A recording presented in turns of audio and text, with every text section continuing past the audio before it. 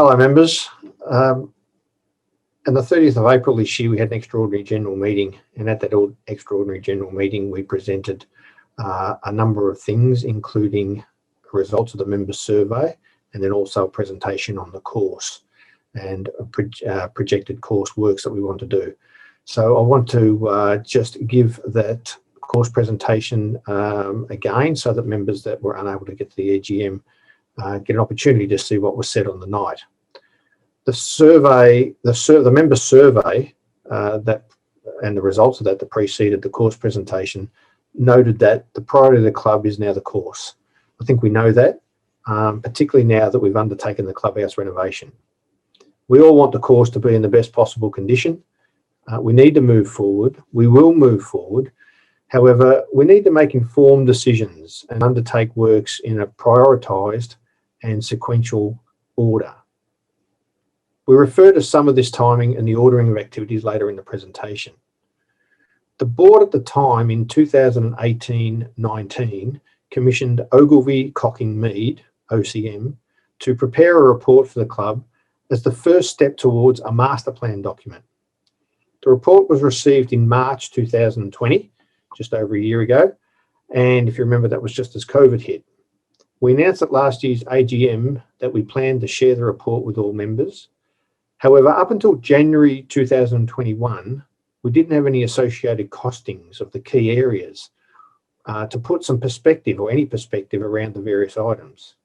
We now have parts of those costings, and I'll share those with you later as well. The OCM report has not been accepted by the board as the LGC course master plan. The report is being shared with members as a concept plan.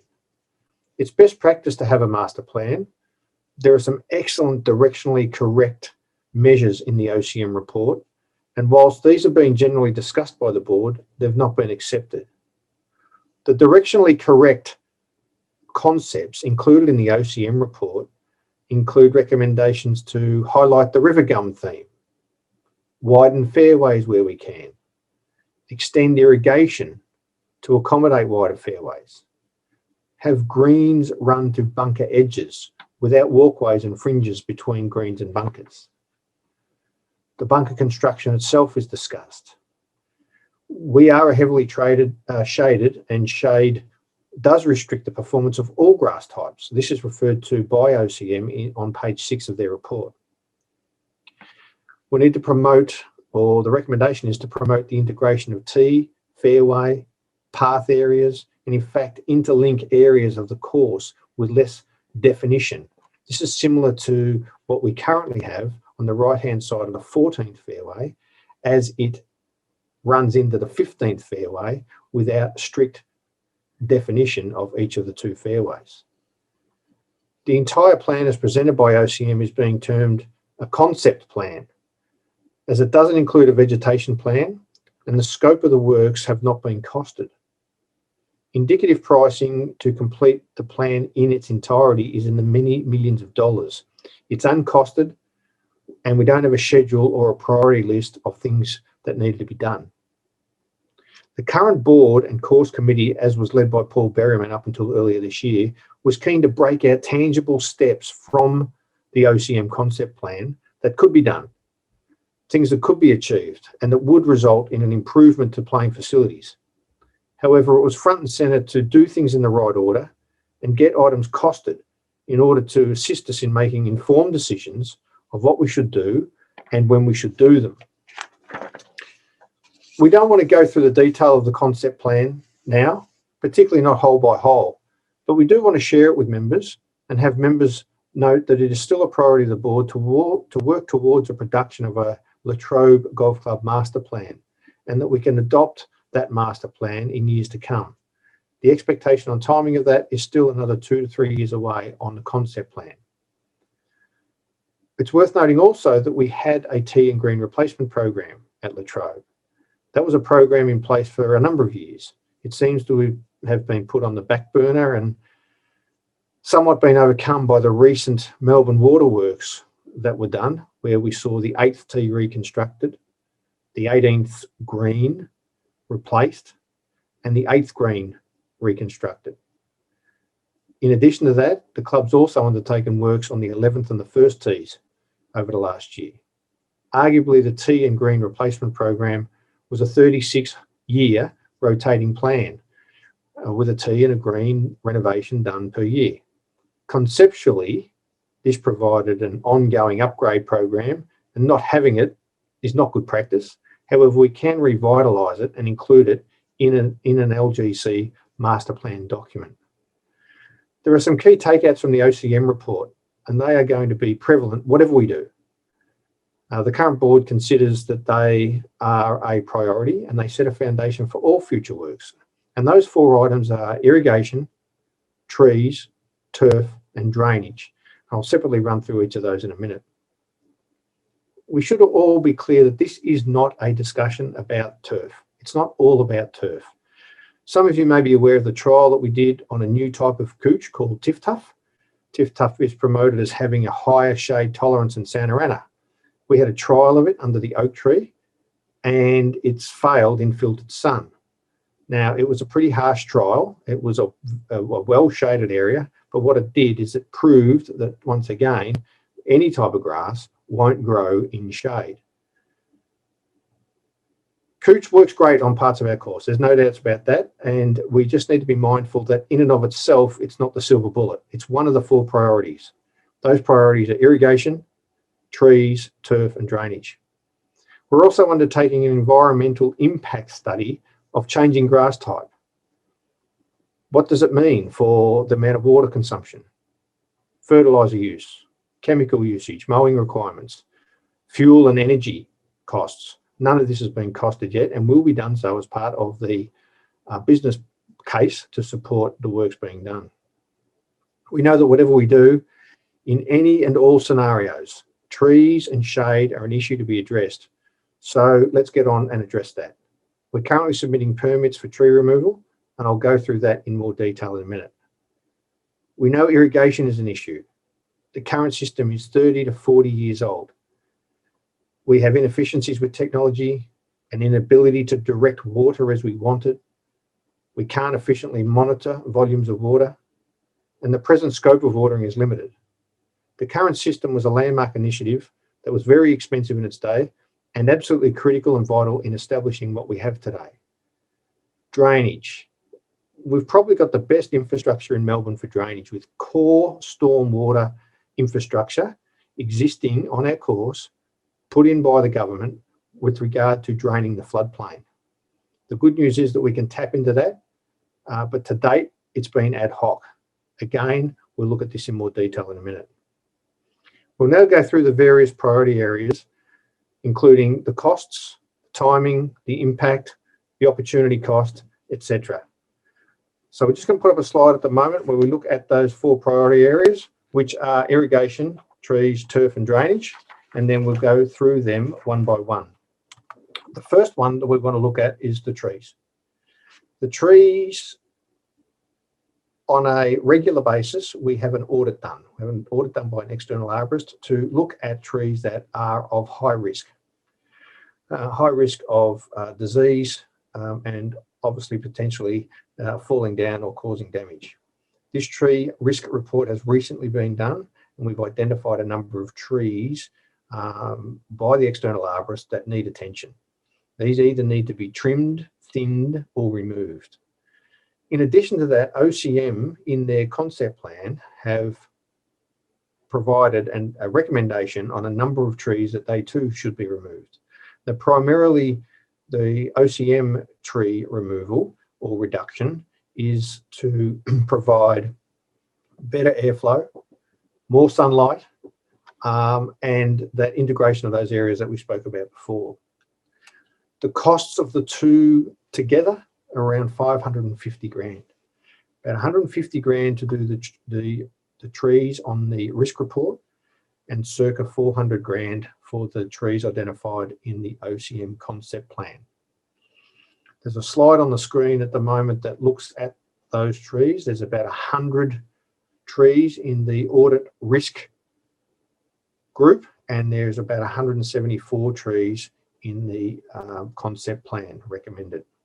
It's a total of 274 trees. There's about 11 that overlap, so we're talking about 100 163 trees or 160, 165 trees that we need to address. There's also a plan on the screen at the moment that shows you roughly where those trees are, and you can see that one of the benefits of having the trees thinned or removed as identified is that increase in airflow and sunlight. The second area that we look at after trees is irrigation. Now, irrigation to most of us are the sprinklers on the course, and that certainly is a big part of our irrigation system, but the two other parts to it are the pumps that pump it through the irrigation system, and then the electrical supply to those pumps. What the external consultants have recommended to us is that if we wanted to upgrade the sprinkler system on the course, that we need to upgrade our pumps.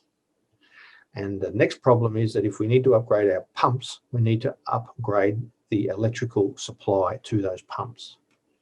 Now, the cost that we've been given for that is roughly $200,000 for the electrical upgrade, and then 1.3 to 1.4 million for the sprinkler upgrade, which includes the pumps. So the total cost there is about $1.5 to $1.6 million. There's some variation in costs depending on whether we do it all in one whack or whether we divide it up over 2 or 3 tranches, but for the sake of the exercise, that's what we're looking at. There's a plan that under the new irrigation system, we would have all those benefits we spoke about before, where we have the ability to control watering, we have the ability to direct water where we want it, where we need it, and the new plan would have irrigation across our entire footprint. So not just down certain parts of the middles of fairways, it would be across the whole course. The next part is drainage, and the recommendation is that drainage is done after any turf replacement. So if we were to do turf replacement, it would be done as the third step. Trees first, irrigation second, turf third, and drainage fourth. And the turf, what's required with the turf is line planting, and there's a large machine that comes in that does the line planting of turf after all the existing grass, or the non-couch grass, is poisoned.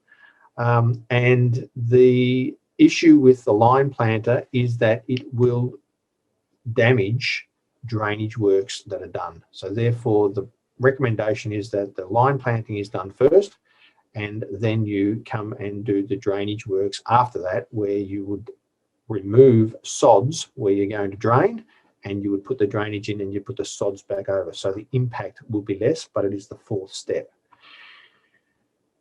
Now, for the layman, obviously we look at the course and we have some very wet spots, and if they are not drained and we just do sprinkler system and new turf, then we are not going to improve the situation, because we are still going to have very heavily wet areas, and we will not have achieved what we set out to achieve, because just turfing it alone with a couch type grass is not going to solve the problem.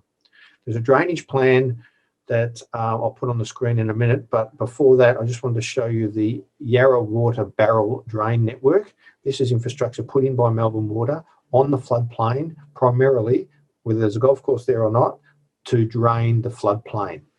We can tap into this barrel drain network. We have tapped into it in the past, and it's been ad hoc, but we can tap into it again and be more structured and more planned with regards to our drainage overlay.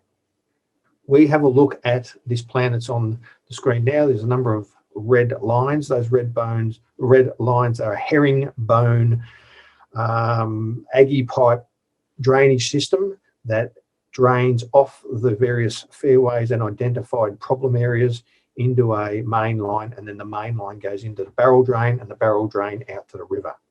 So we've got good opportunity here to drain the course in a planned and structured way, in a way that we have not done in the past. And you can see by this plan that it is identifying the areas that we all know are our common wettest areas through the winter period.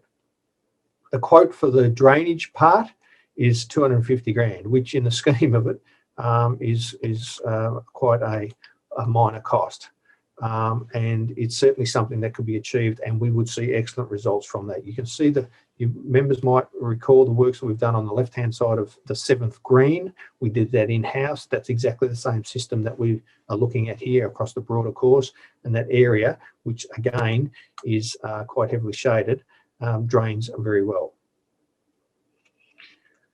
So the timeline is important for these things, and the timeline for the various steps is important. Just to recap, we've got the trees, we've got the electrical part of the irrigation system, we've then got the pumps and the sprinklers as part of irrigation, then we've got turf, and then finally drainage. Now the timeline on when we can do these things. The tree work can be done at any time. We need a permit to do the trees. We need a permit to certainly remove trees, and we are in the process. It is, the EGM was held at the end of April. I'm doing this presentation now on the 2nd of June. The permit is being finalised and will be submitted in June. We hope that we are successful with that permit, and then we can start the works, and they can be done at any time of the year. There's no critical time for tree works, apart from having machinery on the course. Irrigation, however, there is a critical time. It can only be done in May to August. In that May to August window is the only time the irrigation can be done, because the irrigation system has to be turned off. And if the irrigation system is turned off, that means tees, greens and fairways cannot be watered. So it's a must to be done in May. It's June. We have an AGM coming up. The absolute best time that the irrigation works can be done, the sprinkler works on the course can be done, would be next May to August. That's on the assumption that we can do the electrical works and the pumps upgrades between now and next May. But we haven't funded it. We don't know how we're going to fund it. If it's not May 2022, it would be May 2023. The turf is also specific to a time of the year. It can only be done in the growing season, and the growing season is between November and January. So it will be a planning thing in October, and then it would be done in November. And one good growing season should see any turf that's line planted well established in one growing season. So that, in theory, could follow the sprinkler works done in the May to August, but that would be a very intense 12 months, but that is still to be seen when that's going to be done. Finally, drainage. That too is required to be done in a growing season. So that is required to be done through the November, December through to January, February type period, because we are actually taking turf off the top of those areas that we looked at a minute ago, putting the drainage system in, and then putting the turf back on top. So it too requires good conditions in order for that turf to recover. And that's again December to January period. So that's the plan as was presented, or that's where we're at this point as was presented to the EGM in April this year. There's, as I said, this doesn't cover any work on tees, any work on greens, any work on fairways. It's purely trees, irrigation, turf and drainage. The trees bit, we think we need to do whatever works are done, it needs to be done, and we would see some improvement immediately on that. So we're going to get on with that, and the other items still need to be costed and funded. The costings we're pretty happy with because we've got external quotes on all of that, but we need to work out how we're going to fund it, and then the timing of when we're going to do it. We'll continue to update members on that timing and that project. We welcome questions on the night of the EGM. We welcome questions again now. If members want to call me directly, feel free to call me or email me. And similarly, if you send it through an email through to the club, then the club can direct that query through to the course committee, and we'll get a response back to you. So members, that's where we're up to. It's exciting times ahead for Latrobe, and thank you for having a look at the presentation.